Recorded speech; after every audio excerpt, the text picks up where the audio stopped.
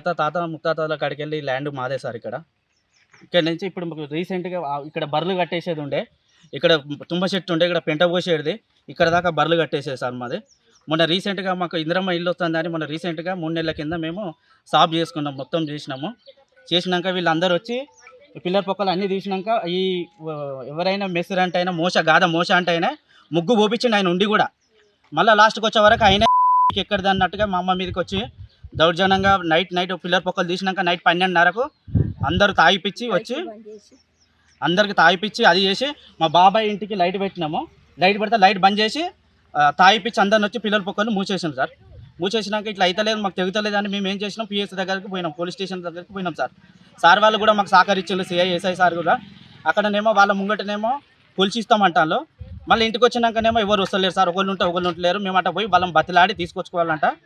అట్లయితేనే మేము వస్తాం, లేకపోతే రాము అని వాళ్ళు అన్నారు సార్. మేము లాయర్ తోటి కూడా అడ్వకేట్ని పట్టుకొని కూడా మేము నోటీస్ కూడా పంపించినాం సార్. నోటీసు పంపితే ఏం పీక్తే తిడతానట రోడ్ల మీద. తిట్టినాక వాళ్ళు నైట్ తాగి నువ్వు అడ్వకేట్ సార్కే ఫోన్ చేసి మేము ఎంఆర్పిఎస్ము నువ్వు ఎట్లా పంపుతావు అని అడ్వకేట్ని కూడా అంటుంది సార్.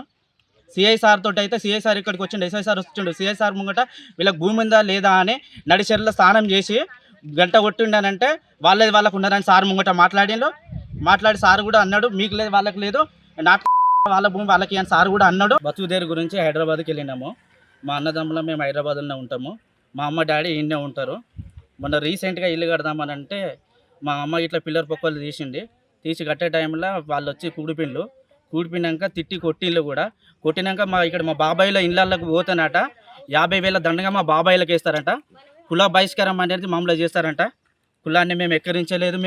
మాకు అధికారులతో మాకు ఎలాంటి ప్రాబ్లం లేదు, అధికారులు కూడా మాకు సహాయం చేయాలని నేను కోరుకుంటున్నాను.